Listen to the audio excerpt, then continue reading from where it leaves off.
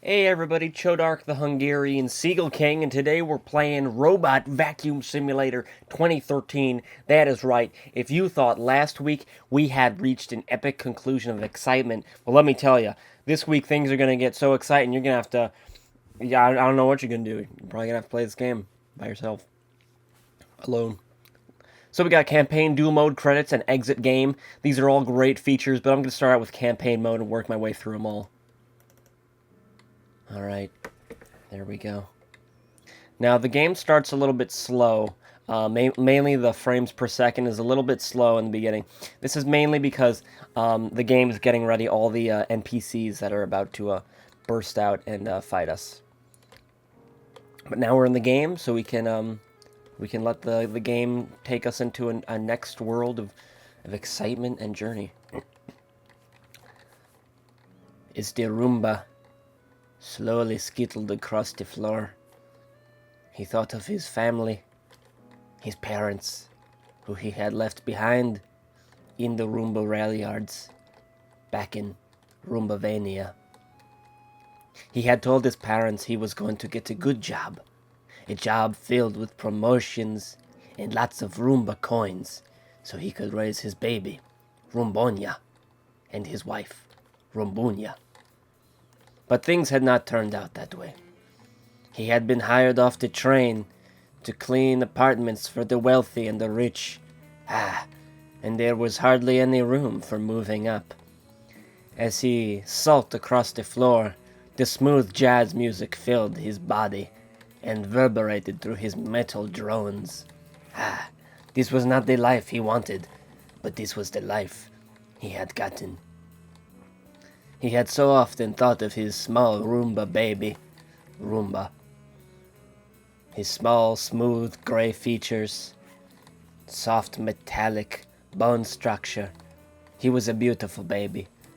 And together, him and his wife, Rombonya, or Rombonyo, it changed depending on the day, had raised him to a wealthy, well not wealthy, but well-fed Roomba. But things had not been so good lately. After he had been transferred here to clean up for the bourgeoisie, things had not looked so good. It was rumored that his wife was seeing other Roombas, and his son, without a father figure, was failing in school. But that was also mainly because his son sucked at school, so that didn't really matter, but you know. As Roomba slowly moved across the shallow shag carpeting, the bristles steaming inside of his innards, he could only think, when will I get to see my family once more? The jazz music that filled his owner's room was played constantly, over and over again, to a mind-numbingly pace in which it slowly blended into the background. And the dust, it seemed they brought dust in every day and put it on the floor to mock him, to say he was worthless and lower than them. But he himself, Rumbo, he would show them that through perseverance and might, he could do anything. He could clean anything. And that through perseverance, he would become the best Rumbo cleaner ever, and rise the ranks. Rumbo remembered as his young days as a small Rumbo cleaner in Robo-Slovakia, that all the boys used to make fun of him for cleaning his desk and floor extra clean. They were jealous of him, of course, but he didn't know that then. He thought he was weird, out of place. He was just a good cleaner. Very good. And he had taken this gift and ran with it. As a teenager, Ronboyo, he had cleaned many rooms and foyers for the higher-to-do people who lived in town. They had cheered and clapped for him for many years, saying he would be making himself a name in the big city. But after getting off on that train, and seeing the desolation in the eyes of the other robos, he knew that life was a little bit harder than everyone had conceived back home. Today, as he picked up the small pieces of furlough off the floor, he wondered, would he ever get out of here? He knew himself was a good cleaner, but would the others notice? Perhaps. Perhaps in a moment they would come through the door and see him cleaning so wonderfully that they would stop and get on their knees and say, "Ronboyo, you are our favorite cleaner. You must come back next week. We give you a whole bag of money." And so he would take the bag of money. They'd put it on the back of his head, and he would slowly roam down the roads with a big sack of money on his back. Ah, yes, big sack of money. And they'd call the children outside the streets and the candy stores. They'd say, "Ronboyo, can you buy us some candy?" And he would stop and throw them a few dollars and say, "You kids don't spend that all in one place." And they would laugh. They would all laugh and say, "Ronboyo, you're so funny." But that was a dream. Would it ever come true? He did not know. But he knew he had to keep cleaning. He had to keep moving forward. For a robo that didn't move was a dead robo. And he had seen that many years ago, as his great-great-grandfather, Ronboyo, had once seen. Ronboyo had worked in the old mill factory for 35 years, sitting and washing the sawmill dust and the chipwood. He had gotten the old case of mallet lungs, in which his motors and servos would slash against each other, crashing and cranking. Every night when his grandfather would go to sleep, he could tell where he was in the house with the cranking and crunking. It was horrible. And so his grandfather, only 4 years ago, had died, cranking and crunking, chopping up and stuffing wood inside of his mouth, like he had done for over 60 years. Ronboyo did not want to die like that. He wanted to die like a man, in the middle of a battlefield with a large Ronboyo gun, cleaning up the scum and villainy of the world. But yet that was another dream. Another far-off, fantastical world that only his mind could conceive of. Would he ever get there? Would he ever see a pony in real life? He had heard ponies, heard of them, heard stories.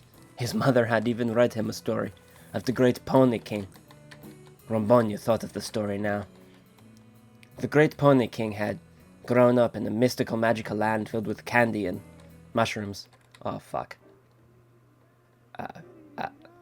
No, it cannot be over.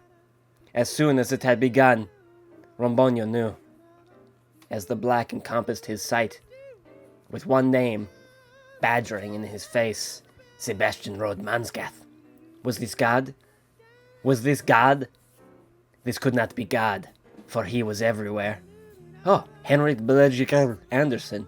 There's someone new. Ooh, Sebastian Rode Mansgath? Okay, that's a new one. Ooh, Lid Pepsi drinker. Ronboyo was a Coke man himself. Actors. Perhaps Ronboyo would be in there. But there was nothing. Nothing but darkness. And Ronboyo knew he was a dead man. Ronboyo, you're a dead man wishing to clean for the bourgeoisie.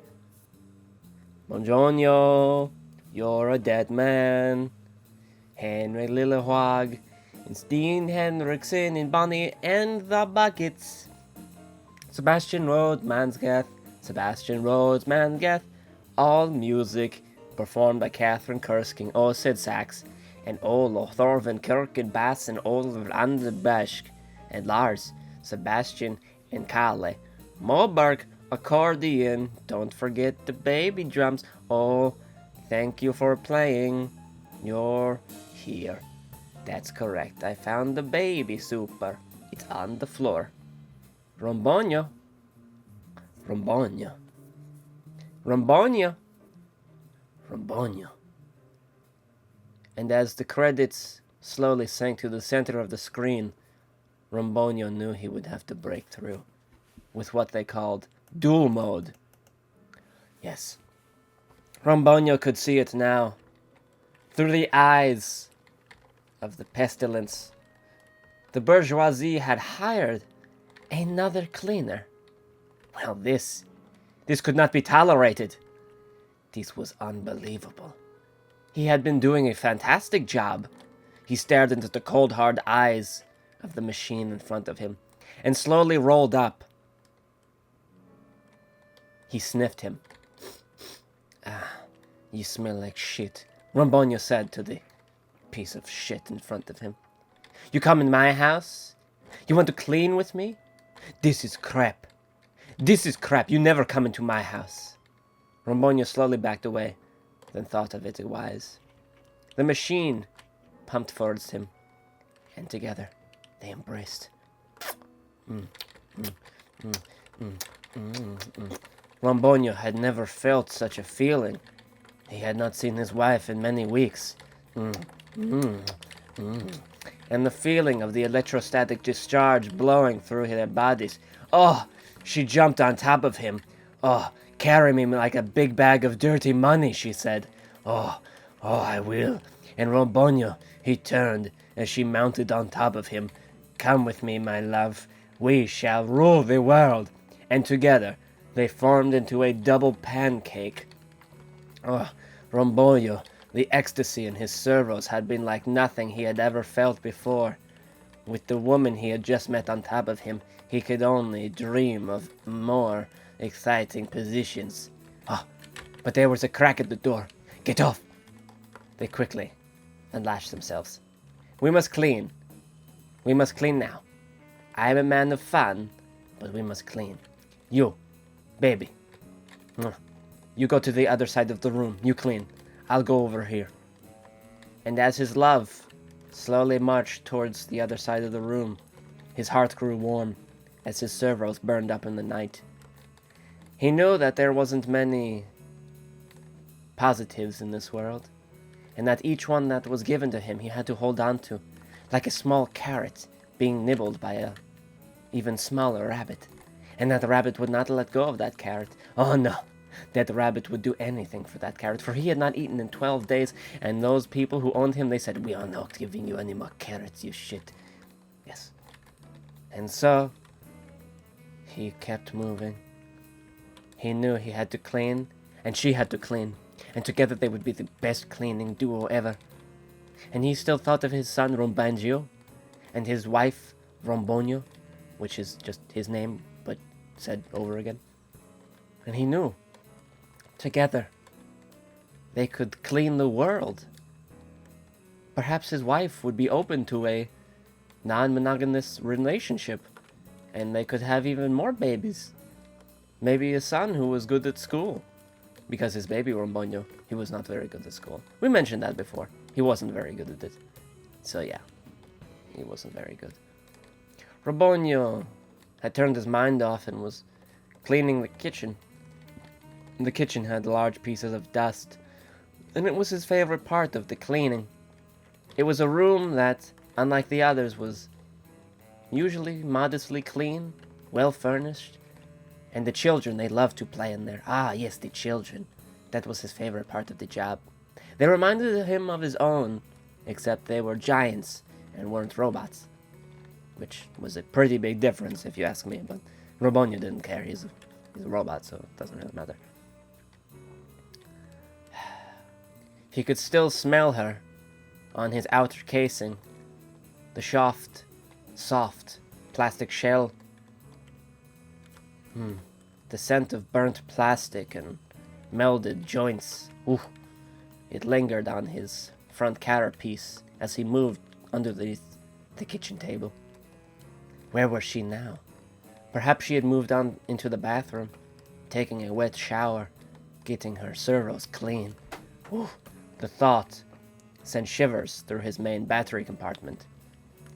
They both went over the door thing. That was funny. As he exited the kitchen, he spotted her. She stopped. So did he. She turned in his direction. The bedroom door was open. She turned, and someone's phone rang. She looked into the doorway and wiggled her small ass. Oh, Ronboyo knew what was going to happen. He slowly followed her into the bedroom as her little baby wheels bumped across the door thingy. She started picking up small pieces of dust. He watched her behind as he knew her little baby receptacles were chugging the dust inside of her. Oh, the thoughts sent shivers of ecstasy throughout his metal carapace once more. The word metal carapace meant a lot to Ronboyo. Oh. As they got to the final piece of dust on the floor, the two looked at each other and scanned the room. Well, Ronboyo did. He wanted to make sure they do a good goddamn job, you know, he didn't want to get fired or something. As he made the last assessment of the room, he found the small piece of dust she had gotten in front of him and positioned herself with the dust in between them. He knew what she wanted, and they both went for the dust at the same time. Oh, yes. As they ate the last piece of dust, they embraced themselves underneath the bed and made sweet love. Oh, Ronboyo had just started his journey through life, but the adventures that would follow were even more amazing. Thank you for watching Robot Vacuum Simulator 2013.